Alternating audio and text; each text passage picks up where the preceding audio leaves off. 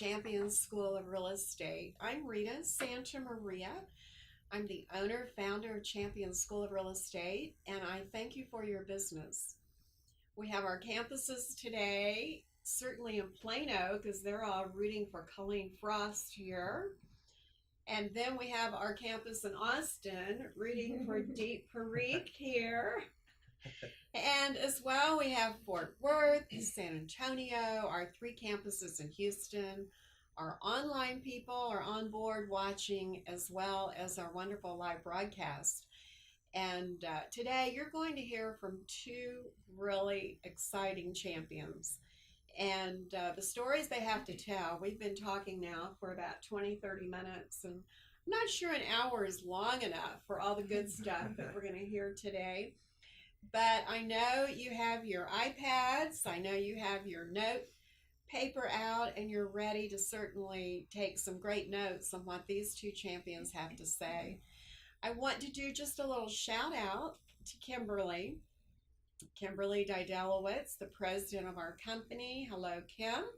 She's officing in the Austin campus, where actually Christine Wright, our marketing rep for Austin, is the one who told me about Deep and said, you need to interview Deep Parikh. He is really a cool guy. He's done well in a short time. And I jumped right on it, Deep, because Christine knows good stuff. So you're going to really hear some wonderful nuggets of information that will help you make more money as well.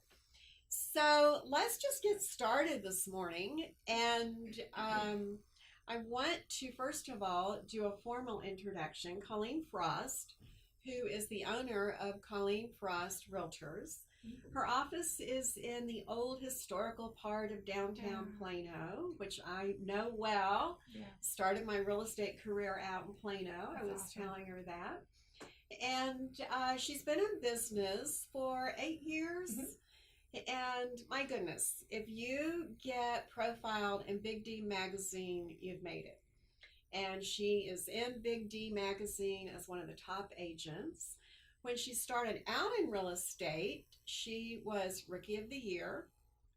And as well, you're in the top 10 of Collin County agents.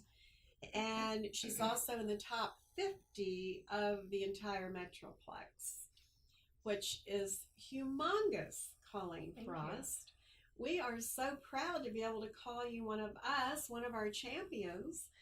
And so just jumping out here, did you have a defining moment that told you, I'm going to go into real estate? Yeah, I started cleaning homes, and I went from cleaning them to staging them to selling them. And that moment when I went from staging to selling them was my husband was in telecom, and we knew that telecom wasn't doing so well, and they were having layoffs after layoffs after layoffs, and we were super blessed, but we knew that one shoe had dropped and really the other one was coming. And so I literally drove over to, is it Maple Shade, off of Coit and 190, and went in there and got my books and went home and cried. She told me that earlier. Yeah. So she needs to tell you why. Yeah, because it's classes are hard for me. I struggled even when I was in high school with taking classes, and I looked at all the information, but what I didn't realize is there's an instructor that will instruct you and that will take you all the way through and highlight everything. And so that was really that pivotal moment, though, is when I realized if Todd, which in fact he did get laid off, if that happened, we wouldn't be able to survive financially for a long period of time. We would have just a few months until things would drastically change. So you were getting things prepared in advance. Yeah, being proactive instead of reactive, and it worked out. And there you are. Yeah. And then she told us, which I know is going to be shocking, she has a 20-year-old and an 18-year-old, and the 20-year-old is licensed, he is. Correct? He's a licensed agent. And is buying his first house this month? Yeah, well, yeah, he's buying my listing, yeah. Of course, he's buying Mom's listing. Right, yeah. So we're excited, and then our daughter just finished Champions School of Real Estate online, and sent everything off to truck. And I think it takes about 3 weeks or so to It get does. that green light. Yeah. And so I think this week is the 3rd week, so we should be hearing it maybe even today. So Colleen Frost Realtors will definitely be a larger family business really, really soon. So, yeah. And thank you for your business. Thank you for Yes. sending all of your family to Champions School of Real Estate. Yes. And a shout out to Kim Doyle because Yay! Colleen said Kim was her Call Kim, go-to call Kim. person. Yeah. I love it. Yeah. So then we have Deep Parikh. That was so clever of your parents to have a last name that Right? rhymes with your first name. And Deep's story is a family from India moved to Texas when he was 4 years old and went to high school, graduated from high school, had an opportunity to go to Texas A&M University. Yes, that's right. Had a random, and I'm just telling your story, so you can interrupt me for anytime. sure. Had a random conversation doing community service with an agent, some type of volunteer work, and the agent was telling him how she or he, she Yep. was making $90,000 on one transaction. Yeah, she said she made $90,000 on her last transaction. On her last transaction. So look at the camera and tell our students, what did you do at that point? So I was like so shook, and I quit my job the next day, and I pretty much signed up for the real estate classes at Champions Real Estate School the next day. And The next day. yeah, I signed up for them the next day after I quit, and then I did the classes in school. It took me like about 3 weeks to get them all done. I just knocked them all out right away. So Awesome. And that was just 4 years ago. And he is with NetWorth Realty, very successful. It blows me away to be able to hear and see on a regular basis how people, and we see it all day long, and I've been in business, 35 years, but it still just blows me away. Leap of faith. Here you were right out of high school and decide to, I'm going to quit my job and I'm going to go into real estate. Yeah. And then Colleen's looking down the future and saying, we know layoffs happen all the time, especially in Texas with all the different tech companies, oil and gas companies, with everything we have. But to be proactive and just take that leap of faith step. But you went a different direction. So let's talk about your direction for just a minute. Traditionally, we see people that go into listing and sales of residential homes, maybe commercial real estate, but you, at the young age of 19, with your new license, you went with a company, NetWorth Realty, and made your niche something so different. So tell us about your niche. So the niche I work in, it's pretty much wholesaling houses. NetWorth Realty, we specialize in finding distressed properties for investors to fix and flip, to keep as rentals and stuff. So I've always wanted to do that myself. So I knew this was a great opportunity for me to, learn without risking my own money, and then eventually doing that myself. So that's the kind of niche, or that's the market that I went into.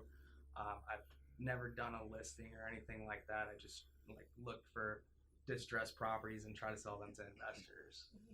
So the company you went with, they must have had their preferred list of investors, and they sent you out looking around at properties and such. Yeah. Well, first, when I first started with the company, I had to go look for. We all have to go look for our own investors and build our own book of clients. Oh, okay. So that's how I first started. Like the first 6 months to a year, that's all I did. Look for investors to sell houses to. Wow.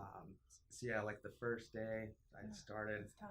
Went to go. That's tough. Yeah, and it worked out. Did you get a lot of no? Yeah, I did. But our main thing when my first day, they told me to go. The bandit signs. I'm sure you see them all over, like fixer upper for sale. I buy houses. Yeah, those are mine. I've thrown out a ton of those, and that's how I started building my book of business. I got most of my investors through those bandit signs, and then started selling them properties, and then started finding properties. Yeah. What a niche. Yeah. So, do you do any of the work yourself on redos, or do you have your group of? I have a couple contractors that I've hired. I've never done any of the physical work myself. But yeah, I like designing it and all that, like picking out stuff. I think that's super fun. Like HGTV. It is Yeah. HGTV. Yeah. And I was saying to Deep, flipping is so popular right now. And we have, like right now, 800 students watching. For those that are brand new, can you just tell them in simple terms, what is a flip? What does it mean to flip? Yeah, so you pretty much find a house that's in a good area with good resale value comps, and you estimate how much work it needs, and you buy it at the right price to make sure you're going to make some profit on it. You buy it, fix it up, and then resell it as fast as you can to make profit. So that's pretty much. I think the really amazing part is the broker said, go find your own investors. And you didn't say, oh, you're not going to give me the investors. No. You had to find your investors, and you found your investors. Yeah. That's huge. Yeah. How were you living during this time period? Well, it was a little easier for me than most people. I was still living at my mom's house. So okay, well that makes sense. It makes a little easier. I didn't have like any big bills. Even I did have my son, but I didn't have to pay rent or anything. So that definitely helped. I was worried about you. I was like, yeah. How is he living here? Yeah. So that was it. And you've never looked back since? No, never looked back. Great story. Thank you. Can I ask a question? Yeah. How many hours did you work when you started in real estate right out of the gate? Like how much time and effort did you put? I was working like at least 12 hours a day, probably say 60 to 80 hours a week when I first started for like at least the first year. Yeah. Yeah. Do you take time off now? Now I take quite a bit of time off. Like every month or two, I try to take like a trip. I just came back from Rio de Janeiro last week. That's a good trip. Yeah, right. Yeah, I love to travel now. Like I try to take like a week-long trip like outside the country like every couple of months. Wonderful. So yeah, I'd love to. It's working for you. Yeah, for sure. Yeah. Thank you, Christine Wright. Now I know why you said you have to talk to Dee for sure. So Colleen, you got your real estate license. Yeah. You instantly, first year, Rookie of the Year of the company you were with. How long was it after that before you decided, or when you decided, that you wanted to open your own company, and why? So I went from the big brokerage, and then I went to a transaction-based brokerage. And the reason for that was I just really wanted, if I had kept more of the money myself, I wondered how much, I like to do things fast. So I wanted to know how fast I could grow it, just my team, our core team. And so I went there, and I went from 10 million to 30 million that next year in production. And so that's when I was there at the new brokerage, and I had no desire whatsoever to open a brokerage. And it wasn't until January of, I think, 17. That we had our Christmas party for that brokerage. We all decided to have it after Christmas because everyone was so busy in December. And so the broker of that company had said, number one team, sales, and it gave our stats and everything, and said, as a matter of fact, she should be your next broker. And you could hear a pin drop. And I'm a big believer. I don't believe in goals. I believe no goals equals no limits. That was a huge statement. Yeah, but I believe in vision, and when you the power of the mindset and putting things out. And so when he said that, and I looked at my husband and I said, why did he say that? Because I don't have any desire to do that. I was happy in my little lane. And he just said, I don't know. And it took about 6 weeks. In February, I woke up one day and I walked into Todd's office and I said, I know what we're supposed to do. And he said, what? And I said, we're supposed to open our own brokerage. And he said, are you serious? And I said, and you're going to be our broker. I said, you need to go back to Champions, and he did. So that's kind of how it was put on us, just randomly. So Todd is her husband, Yeah. and they work together. Mm-hmm.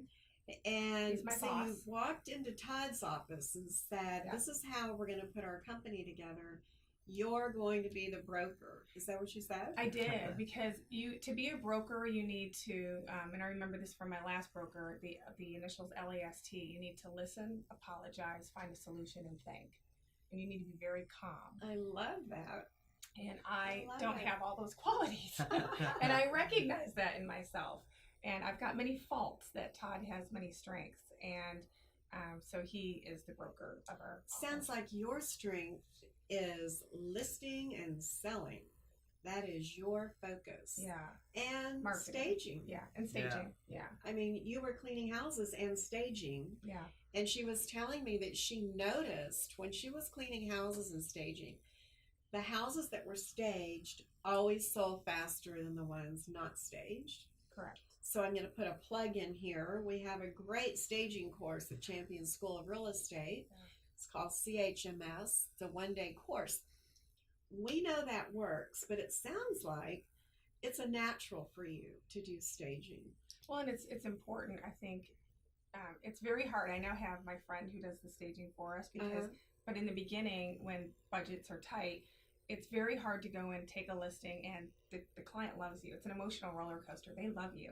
And then you come back and say, okay, you got the document signed, and you go, all right, now we got to. Now we have to talk. I should get those drapes down. So they go from, I tell them all, you're going to love me, then you're not going to love me. And then when we're at the table and you get money, you're going to love me again. So, but now somebody else does that. But that's very important to be able to walk through the home with buyer's eyes and take away all those challenges so that you don't have to have the house on the market longer, have it professionally photographed. That's extremely important. So when Colleen's saying it's important to walk through the house and take away the challenges, tell our newbies what you mean by taking away the challenges. Yeah, so I feel that we live in an instant gratification turnkey society, a thing called Amazon Prime. So everybody wants it and they want it now. And what I find with listings is if you make your property, let's say it's 10, 12, 14, 22 years old, you need to make it look like new construction, because a lot of buyers, they look at the existing properties, previous inventory, and then they go to new construction. What do we all do, including myself? I walk into new construction, I go home, I'm sad because my house doesn't look like new construction. Exactly. But if you can make your inventory look like new construction and fresh paint, it has to look perfect. It really does. And a lot of times, I went on an appointment yesterday. If you walk through the property with the seller when you're on an appointment and say, so, well, tell me, if you were to stay here another 10 years, what would you change? Those are all the things that, now, of course, not hardwood floors and big items, but the small things, you need to listen to those things, and they need to be removed. And so we do a front to back, top to bottom analysis of, I always say you want to perfume the pig, don't put lipstick on it. So you want to, go through the property, perfume the pig, make sure it looks decent, but without breaking the budget. You want to have a good return on investment. This budget is a big item. It is, yeah. So what are the best things an agent can tell the homeowner to do that doesn't break the budget? Decluttering, that's free. That's just time and energy. So really, delete. I always say that clutter eats equity. So the more that they can take out, and we're moving anyhow.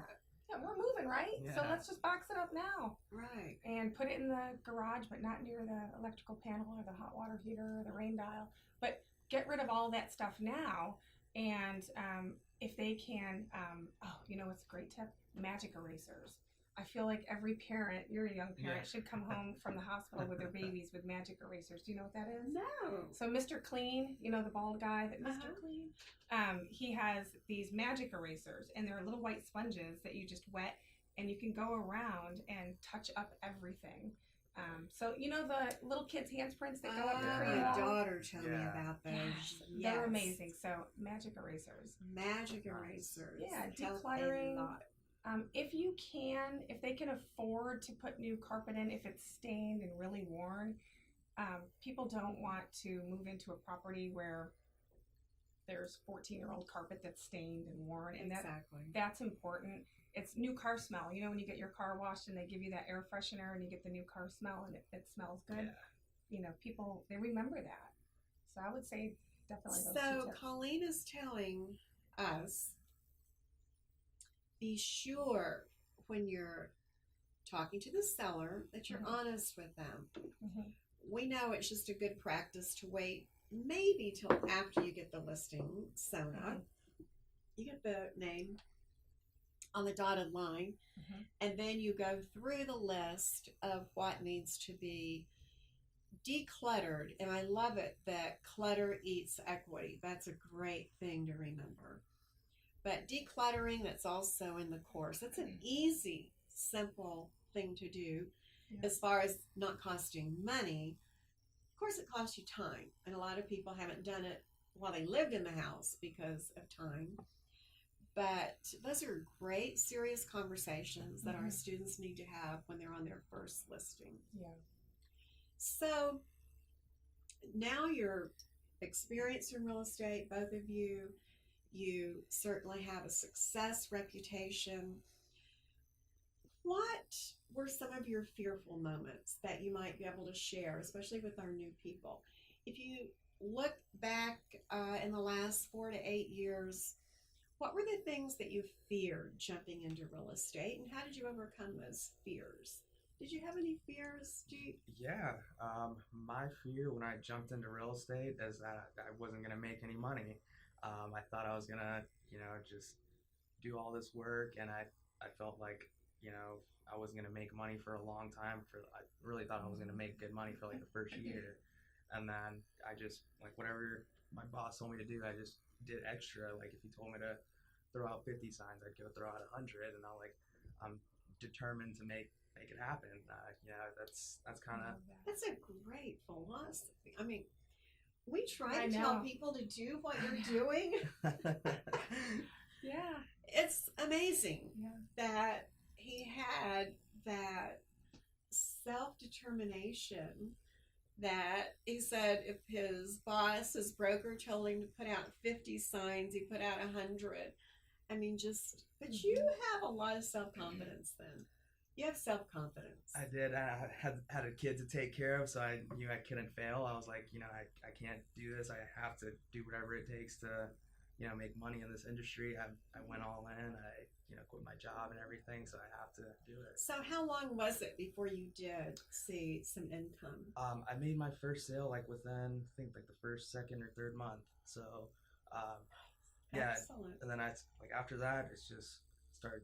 I made like another sale like the next couple weeks, and yeah, it started. It just took first couple months. I thought it was gonna take a year, but yeah. And that's pretty typical that it does take a couple of months. I like what he said, whatever it takes. Yeah. Whatever it takes. Yeah, and that's when we interview agents at our office, and that's a question they'll always ask. So tell me, what do you see? How many days or how many hours do you see yourself working? And the answer is whatever it takes. It's not Monday through Friday, 8 to 4. That is a great answer. It is. I love that. But my kid's mom at the time, she would always she was very supportful, and she supported me in everything and all that. But there was times when I was first, very new, like at night I would leave, like, when they were going to bed, I'd be like, all right, I'm going to go out and I'm going to go throw signs. And I'd go out like from 11 to like 2, 3 o'clock in the morning because there's no traffic. It's not hot. I could just go and throw out as many signs as I want. And now we know what he was doing because he didn't get in till 2:30. He said he was throwing That's out. right. Signs. I'm like so used to it. They're all over Houston. Austin and Houston. I said, because we always want to bring our guests in early, so they come in last night, and we love it that we're able to take good care of them. And so I said to Deep, well, how was your rest last night, the hotel, da, da, da. He goes, I don't know, I didn't get in till like 2 a.m. So Colleen was like, we know what you were doing, Deep. There are many brokers right now thinking, gosh, I wish I had him in my office. You're a good worker for sure. Did you have any times that you were fearful? Yeah, Colleen, absolutely. and how did you get through your fear? No, the same thing. I was afraid of failure. I didn't know if I, there's a big difference between cleaning homes and selling them, and I didn't know I had what I had to do what I'm doing now. But I do remember telling my sister, or my daughter, I used to door knock, and I used to put signs out, and my daughter said, "What are we doing?" And I remember saying, "Well, it's a 3-step process. We're going to infiltrate, eliminate, and dominate." And I remember that to this day. Would you say that one more time to the camera? Infiltrate, eliminate, dominate. And someone pointed out to me, a mortgage lender said, "Do you know that's an IED, those initials?" And I went, "Oh, I didn't realize when, but I just remember knocking." She was 10 years old, and we were door knocking and putting signs out. And had you heard that? No. Someplace else? No, and I remember just It coming was home and telling spontaneous. Todd and going, it just rolled off my tongue. But I would say it's very intimidating. It's a very competitive, profession, and just don't stop believing. Don't give up. I spoke on a stage last weekend for a different company that I'm in, and I remember talking about, there's a guy by the name of Rob Mendez, and he is a football coach, and he was born with no arms and no legs. And I was telling him this last weekend that didn't impede him from doing everything he wants in life. Oh my goodness. And yes. he has you need to follow him. He has a famous hashtag quote on social media, and it's, "Who says I can't?" And so I did this chant last week on stage, and I said, "Who says I can't?" And then the audience yells back, "Nobody."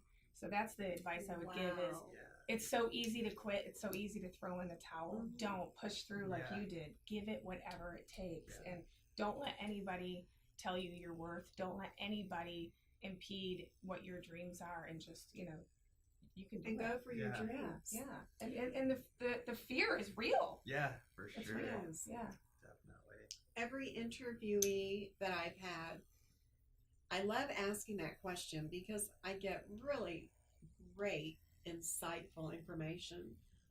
Every single one has said, "I had bills to pay. I didn't have the option of not doing it. I had to do it. Nobody was paying the bills for me. I had a family to feed. I had to do it. I had to get up every day, suit up." You obviously came back, kids went to bed or family, and you're back out again, still working, which is huge. But here you are today, and congratulations to both of you. I mean, it's just really, really impressive what you both have done. Is there a transaction that comes to mind that was like your favorite, best, most fun transaction that you could share? So I was thinking about that, and I have a lot. I have so many favorites, and I have so many really bottom of the bottle bad ones too. I mean, just where I'm. Let's start with the bottom of the bottom. One that was really bad. Okay. And then we'll go to a good one. Yeah. We'll So I had one, and everything really hinges on the relationship you have with the other agent. Yes. It's never about it is about the buyer and the seller, but if you can have open communication, and I think that's one thing that when it starts to go off the rails, put your phones down, close your monitor, and stop hiding behind the text, and get on the phone with the other agent and open that dialogue really deep. And I had one, I had $1 million property. They were divorcing, and I had that under contract, and I had then gone out and purchased her another home. This was last fall. Gone out and purchased another home contingent upon this one, and it's a really long story, but there was fraud going on with the buyers that were purchasing the home. It was a scam where they were depositing earnest money of $15,000. The money was there. The title company could see it. Then they were terminating on us to go pick up the earnest money, but the money wasn't ever really there. And the title company found it like 5 minutes before the potential buyers were going to pick up their. It was bad. It was really bad. Yeah. So, and the other agent and I kind of realized what was going on. Now remember, emotional, divorce, wonderful client, purchasing this one over here, and I had to sell $1 million home, which is not easy in my area, and I had 10 days to do it before I notified this agent. This thing fell apart. And I thought, where is that? Like, oh, it's just going to fall on my plate. Well, it did. out of the blue, a friend called me and said, my sister's coming in town. Do you mind showing her some homes? And I said, she ended up, long story, I'll just shorten it. She ended up purchasing this home and closing it in 3 days cash, no inspections, so that I could close on this one. Oh my! Saving all the deals. But that's unbelievable. And because the other agent that was in the fraud part, her name is Kim, she's fantastic. And I remember calling her 3 days later, and I said, I was crying, because this is a very emotional business. And if you get attached, and I get attached. And so I remember calling Kim, the agent, and I just was calling her, driving down 35. I'm always in my car, and I said, I closed this property. And she said, how'd you do that? And I told her, and she said, that's a miracle. I said, I know. And now I'm doing another deal with her. And it's those relationships, but it felt, it was bottom of the barrel, all the stuff that everyone in the office was going. And then bam, bam, bam. Yeah. Closed in 3 days. Yeah, so that was a really bad one to. Wow. I never knew I would be in a fraud ring. Exactly. Yeah. But then I guess it's one of my best ones too. So it turned out great. I was gonna say, was that a bad one or a good one? Yeah. That was a good one. Yeah. Do you have one that comes to mind? A bad one. I got a couple bad ones. I think this one was actually earlier this year. So whenever we sell properties, like 99% of the time, they don't back out because we're selling them to investors, no option. We're taking like a good deposit down. It's cash. It's cash. Cash. And these are wholesale deals, so there's no inspection option, nothing like that. And it was a day before closing on this property, and there was title issues, and we had to push closing for a couple days. And the buyer, he just needed, I don't know, for whatever reason, I sold it to him. He was really hyped about the property when I sold it to him. And then a couple weeks later, it was time to close on it, and title issues pushed it back like a couple days. And it's probably my fault. I didn't send him the amendment to extend the closing. And I was like, man, he's cash. I'm totally fine with him. I didn't think it was a big deal to send him an amendment to extend the closing. And the next day, he just backed out. He was like, hey, we're out of contract right now. I was like, oh, nice. Well, he just backed out of contract. And I've never had that happen to me, because we only sell to investors, and it always goes through most of the time. So this was like really. That was also a learning lesson. Yeah, too. It was a learning lesson, and I told my broker, I was like, hey, he just backed out, and luckily it was a really good deal. We were able to sell it like the next day and to a cash buyer, and they closed on it like the next on time. So it wasn't a big deal, but it was really stressful for me because I've never had that happen. So that was like one of my bad. So both of your stories are bad deal turns into good deal. End up getting it closed, right?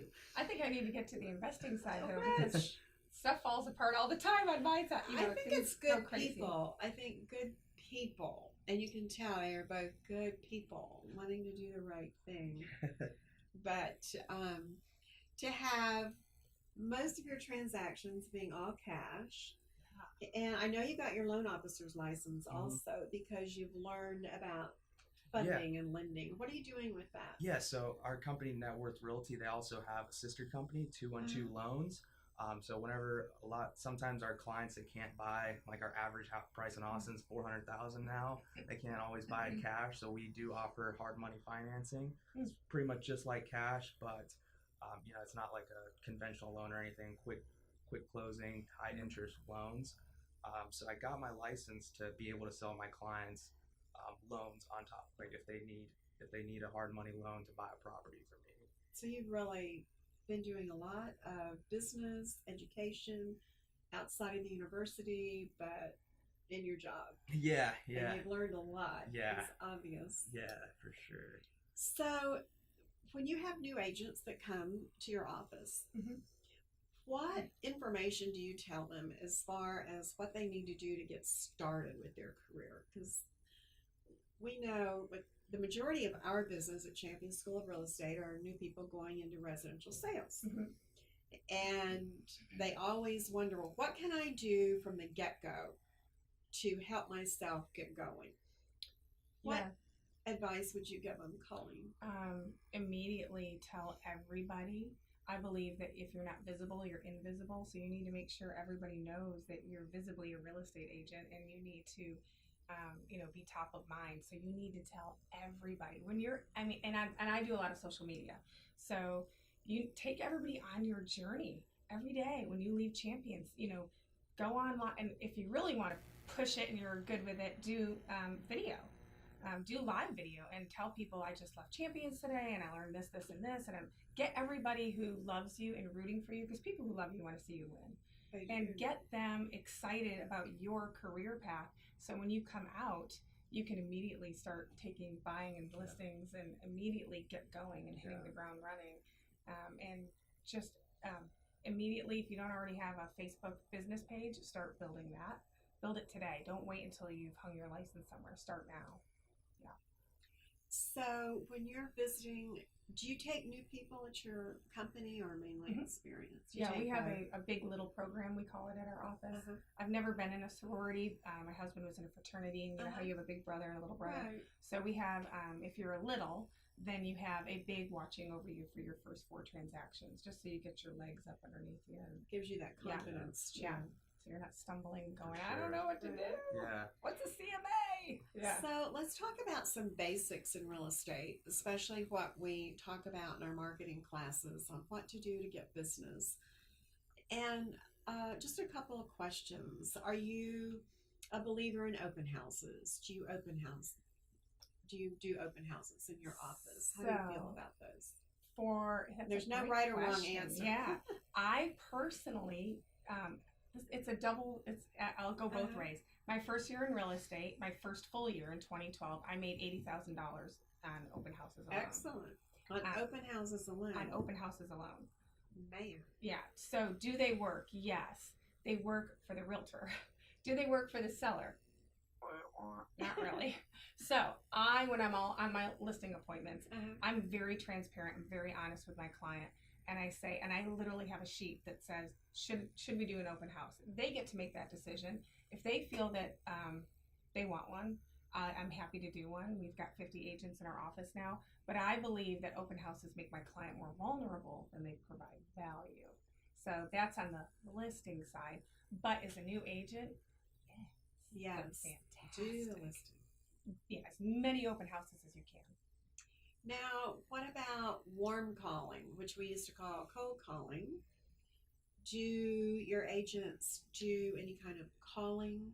I mean, within the rules of the law, the do not call rules, that kind of thing? I don't know about everybody in our office. I do, because there's like a new technology. You may do it yourself. Slide broadcast.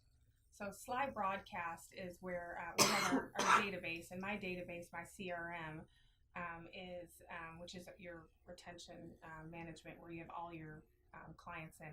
And I will say, to sidebar, you don't need a CRM when you're brand new. You're going to be hit with, your credit card's going to be going like this. So, just use Google Drive or an Excel spreadsheet in the beginning. But once you have the money to do a CRM, and I have mine in Lion Desk, we use what's called slide broadcast. So I can send out a message quarterly. I just did one last week. Hey, it's Colleen. And you just make it sound like when they pick up their phone, it's you.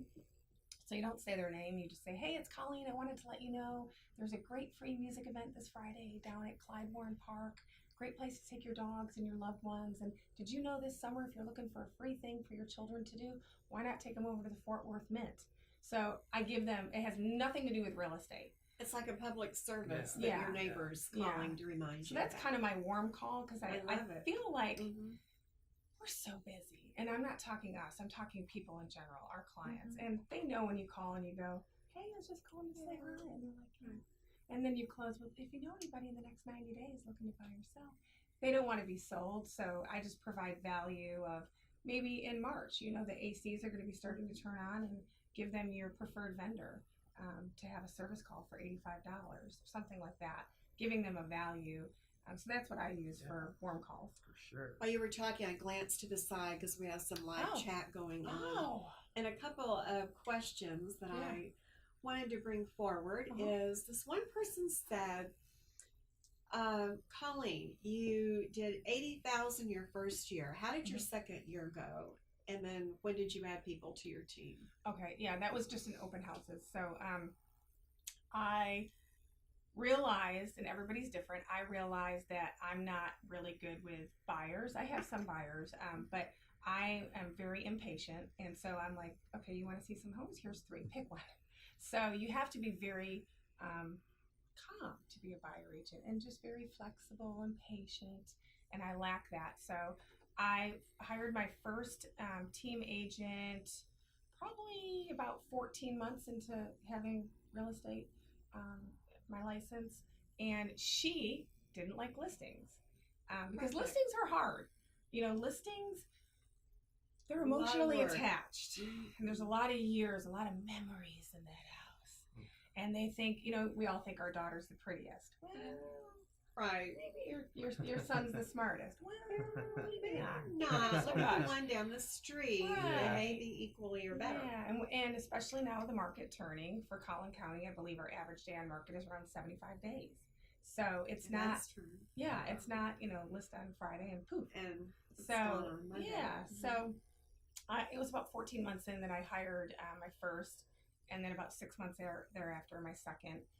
Currently, we have 3 buyer agents, and then myself and Todd. And I now, every team is different in the Metroplex. There's some team leaders that they will only allow themselves to do the listings and not their team. And I did do that the first year and a half, but that was because my first 2 buyer agents hated listings. And I've now let the ropes go. And that's a big thing. You'll find a lot of realtors are control freaks. And you have to, a great agent will hire smarter people around them and learn to let go. That's a leadership statement straight out of a Maxwell book. Really? Yes. Okay. Surround yourself with people that are smarter than you Yes. are, and you will always just Yes. keep And going. hire a higher to TC, the which top. is a transaction coordinator. My first Mhm. team lead, I came in and I had all my files, and she said, "You're doing all this on your own?" I went, just like get out of the And then office she- and make money. yeah. And it's so hard because number one, we're control freaks. Nobody's going to watch your baby better than you, right? Yeah. Maybe your mom and dad. But other than that, and when you hire a TC, you're like, that's going to be $400 I'm paying this TC to button this up. Yeah, but you're out in the street making another $4,000. So right. leverage. Yeah. It is. Yeah. So let's give our new people in the classroom, as well as our continuing ed people, an idea, but especially our new people, a day in the life of what they can expect as a real estate agent and an agent working with investors. What is your day-to-day life like? What time do you get up? What do you do? Are you one that has a to-do list? How does your day work? Do you, So I wake up like around 5:30, 6 o'clock in the morning. does anybody have to wake you up?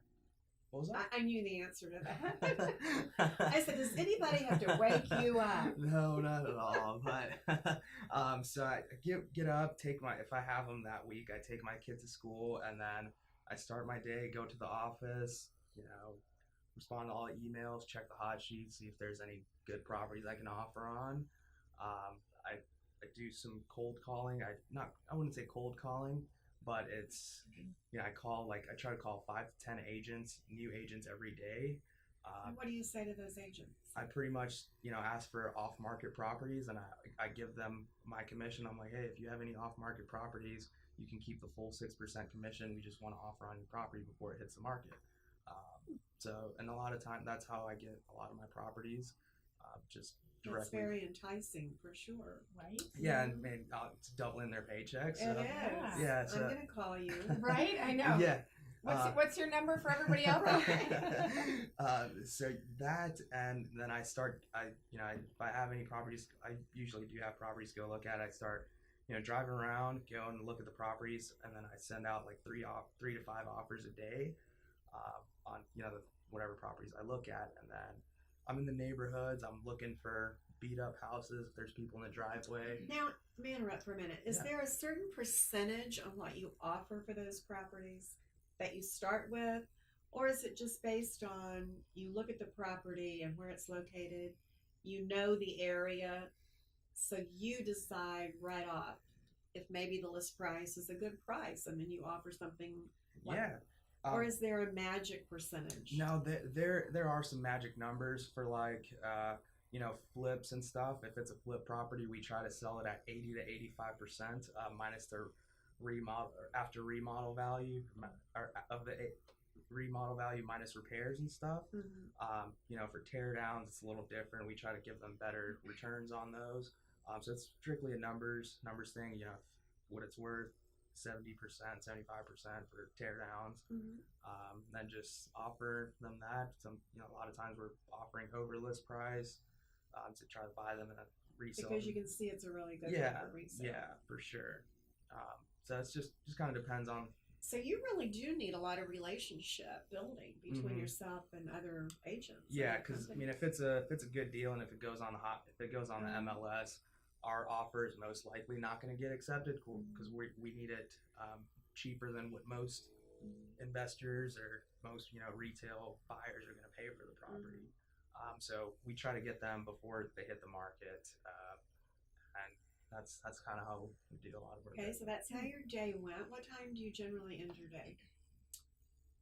If I have to go pick up my son from school, like the week that I have him, it's usually around 5. If not, it's probably like around 7 or 8. Okay. So yeah.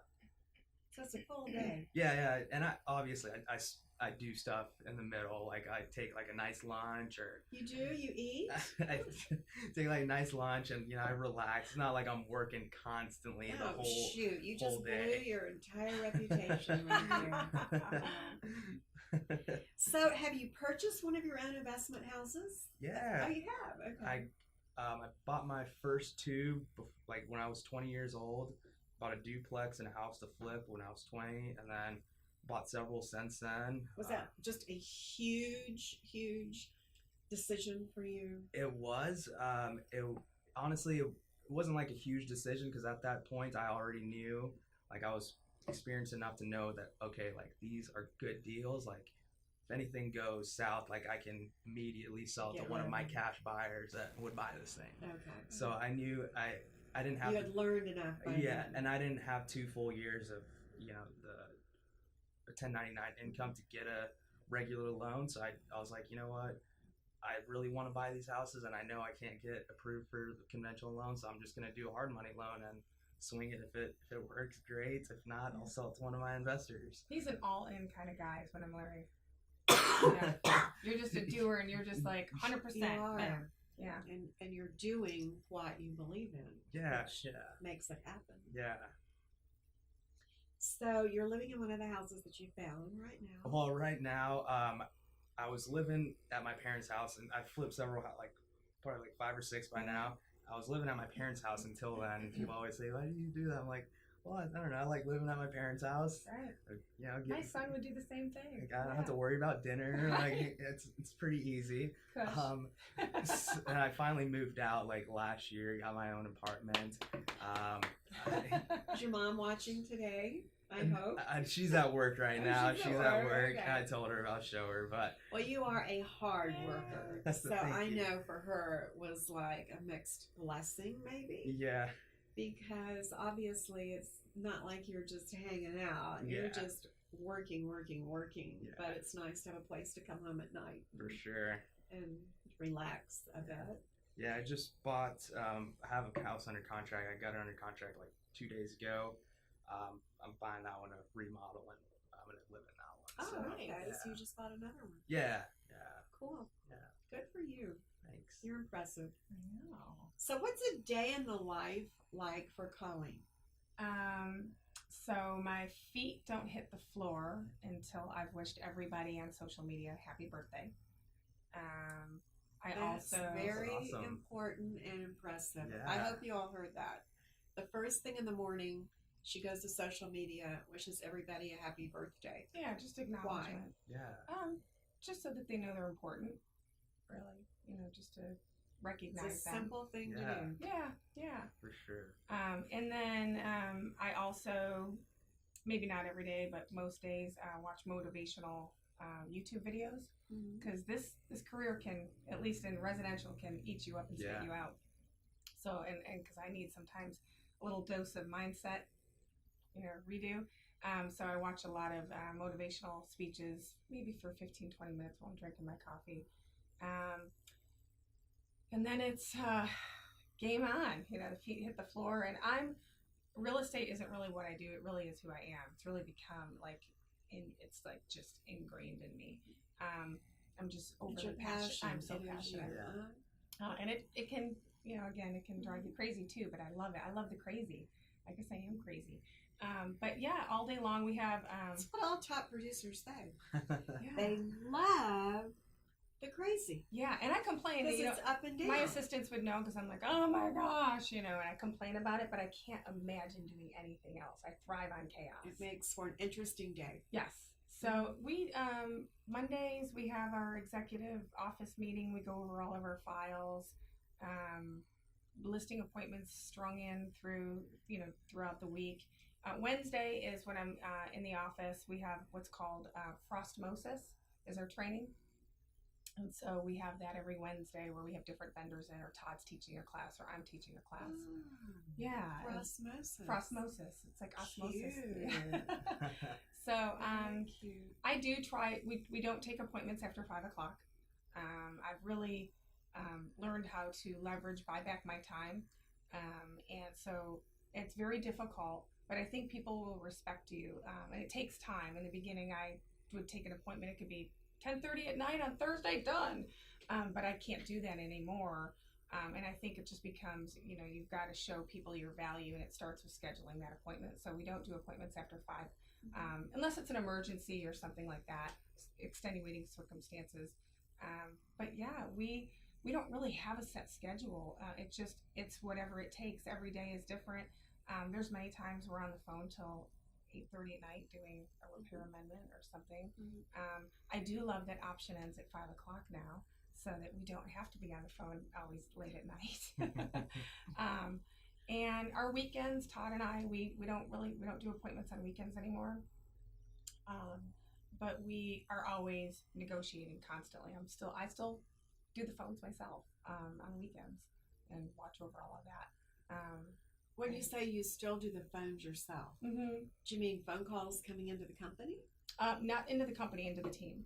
Into the team. Into the team. So if someone calls on one of my specific listings, you take those.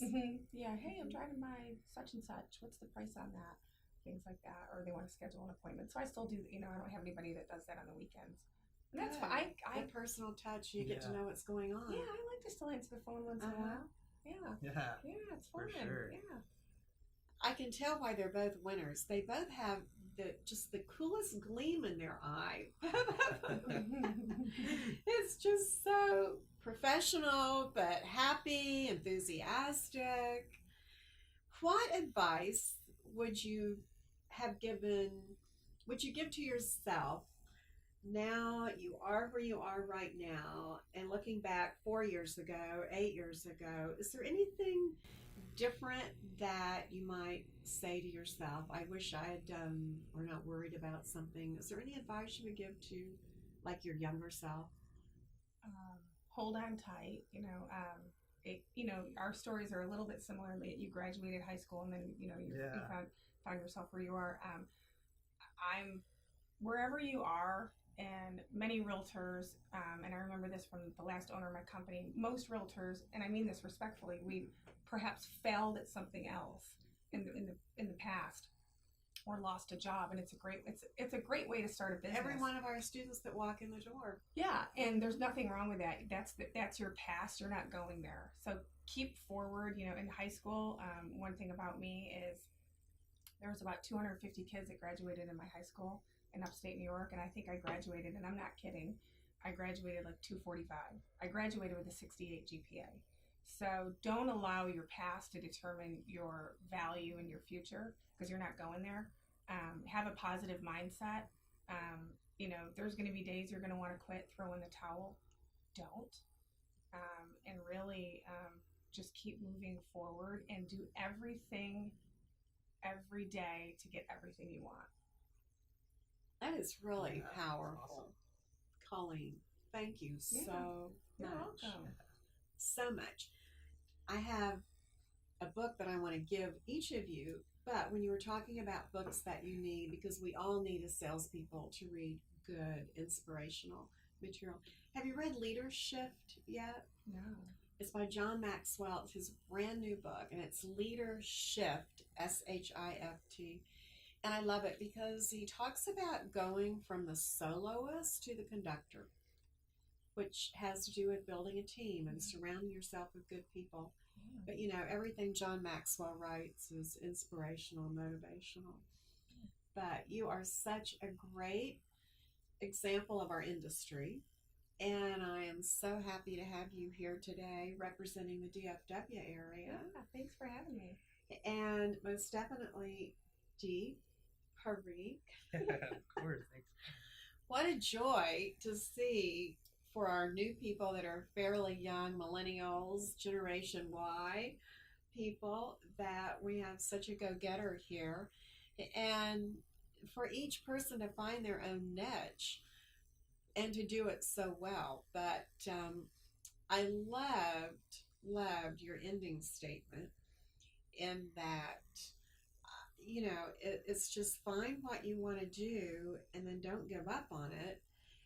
And yes, so many people walking through our school, they've either saved all their money to go into a new career, or they just got laid off yesterday.